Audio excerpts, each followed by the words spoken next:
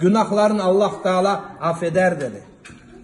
Allah Teala affeder dedi. Bizim başımızdan günahımız çoktur. Ama bizim cemaatta ne derler? Biz orucunu sayarız.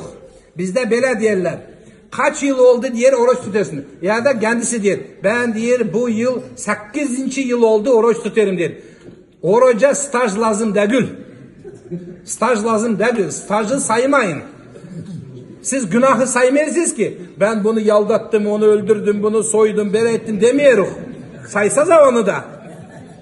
4 yıl arak içtim, 5 yıl narkotik ettim, onu kidat ettim, parasını aldım vermedim demiyoruz hoş onu. Niye öyle demiyorsunuz? Sayın, günahı da sayın.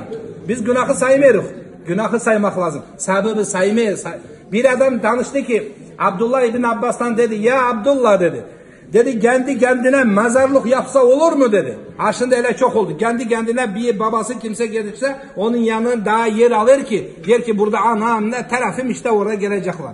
Der ki burada yer almak olur mu diyende hazırlamak olur mu diyende dedi. Kendi kendinize yer hazırlamayın. Kendinizi kabura hazırlayın dedi.